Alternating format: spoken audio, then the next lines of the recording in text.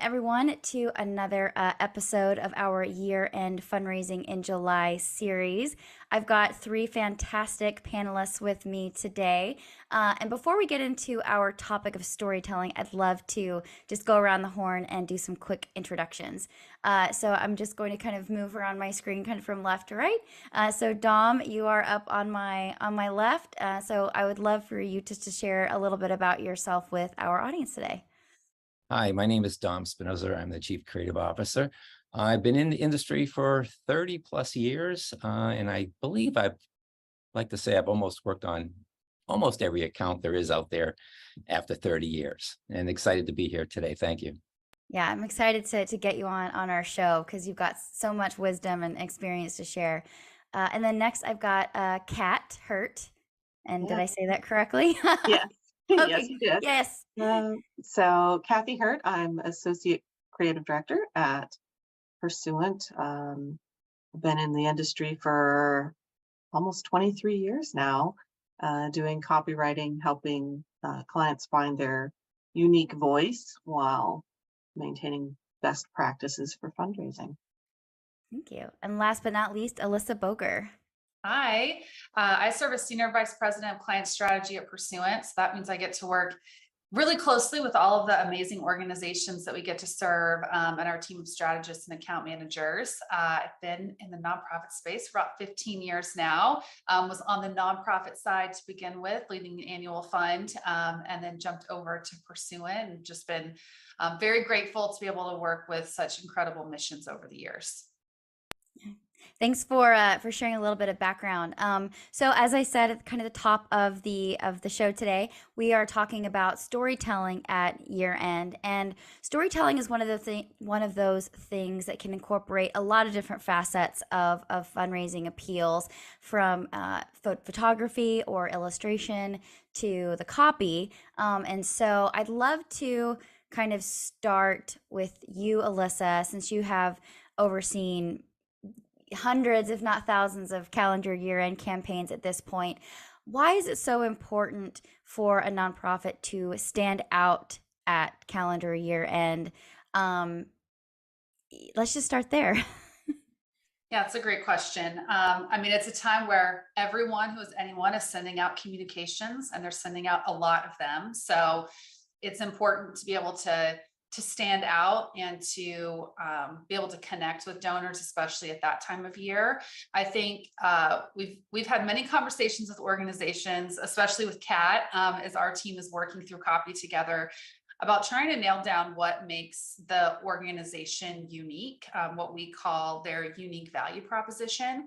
A lot of organizations feel that they are unique just inherently. No one does what we do, but there's over like 1.5 million nonprofits. So there is someone who is doing what you are doing, probably very similar to how you already do it. And so being able to tell your story, whether that's the story of a beneficiary, a service recipient, your own brand story, is just really critical to be able to create that connection and to go beyond just what you do and how you do it, but the impact that you're making and how the donor is a part of that impact, a part of that story.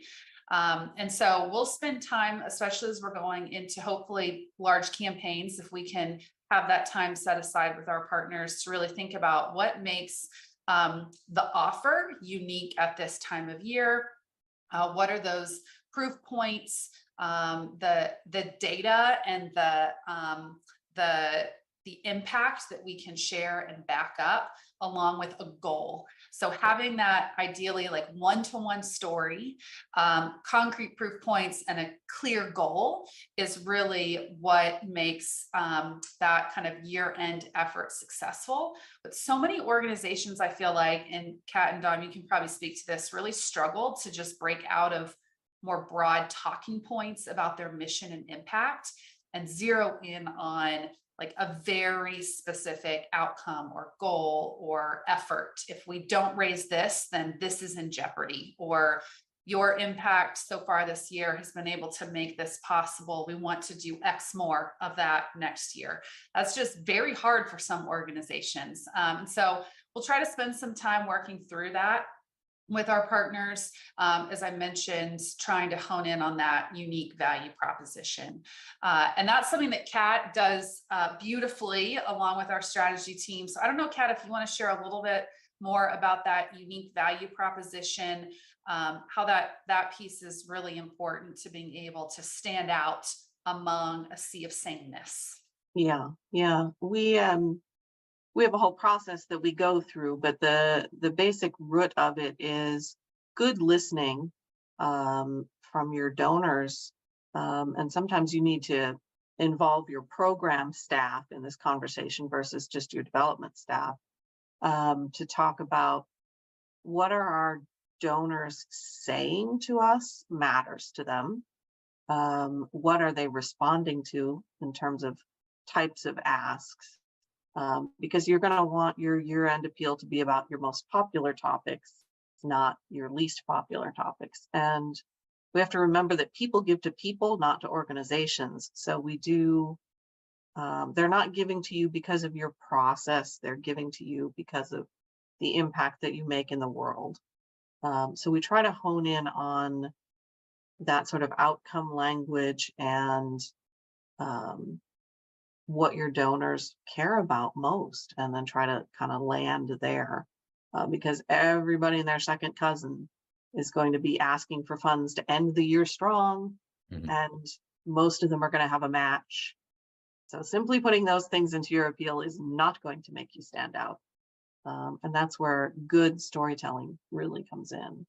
I'd love to dig into that a little bit more, Kat, because I think that for many organizations that their process of how they're uniquely solving some kind of some problem in the world is probably why they got started or one of they thought, they had this great very entrepreneurial idea of how they could break the mold and do things differently as an organization. So I'm curious if you encounter a lot of pushback when you are working with organizations and their process is something that they're really proud of. We do. I mean, we definitely, over the years, I've seen many people really want to talk about their process in their appeals. And I think a lot of times you just end up showing them the data. Well, we talked about the process in the appeal and it didn't raise money. So sometimes the data can drive that conversation. You can incorporate some of the unique points of your process into your brand storytelling. It's not saying you have to leave process out completely. You just need to not get into the weeds on it and focus most of your intention on the outcome that you're trying to produce. Remember that your donors are not experts in the field. They don't want to be experts in the field. They just want to know that they're making a difference. And as long as you're really pushing towards that goal, you're going to hopefully stay out of the weeds on the process. I think too, you can remember you don't have to put everything into that appeal. You have all different types of communication touch points with your donors. You can share about process and stewardship in a follow-up, email or special video. So being able to, I think about where the messaging fits the best based on the outcome that you're trying to drive toward is also critical, especially at year end when you do have the opportunity to talk to your donors a lot. They're used to a lot of communication at year end. So you can kind of sprinkle in and vary what aspects of your story and process you might tell in digital compared to direct mail, where you really need to be more honed in on a clear case, a clear call to action, and not a lot of fluff and confusion that's going to take donors away from just very simply, easily understanding what you're asking them to do, which is make a gift.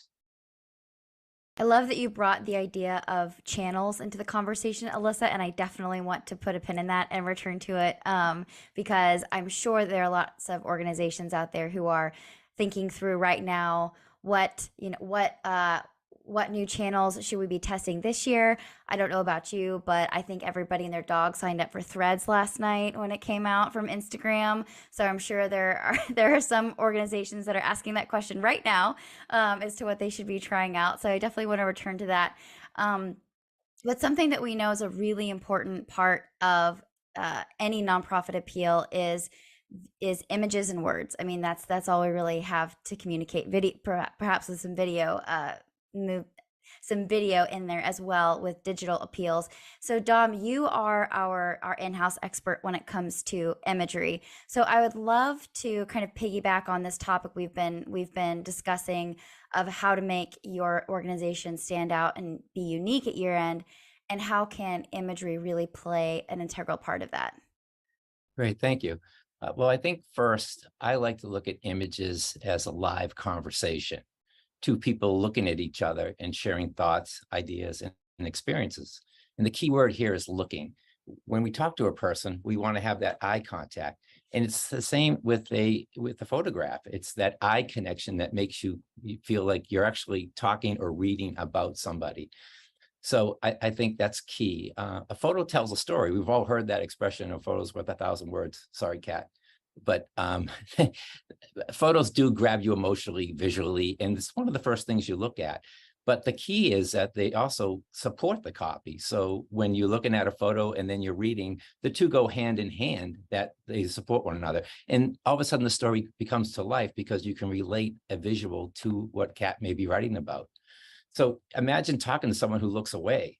You kind of lose interest, and all of a sudden you've lost that eye contact. And that's key. So in our copy and in our photographs, we do the same thing. So we like to select images like that have that eye contact. Unfortunately, in the real world, we always don't have that from the client. So, we do our best, and sometimes we have limited resources. So we have to look at photos that, somebody might be looking away, that type of thing. When we're kind of locked into that type of photography, I think we want to make sure that the images that we do select are not looking off the page. For example, if you have a homeless shelter and they're all eating like a Thanksgiving dinner, but the photos on the left and are all looking left, your eye goes left and you stop reading.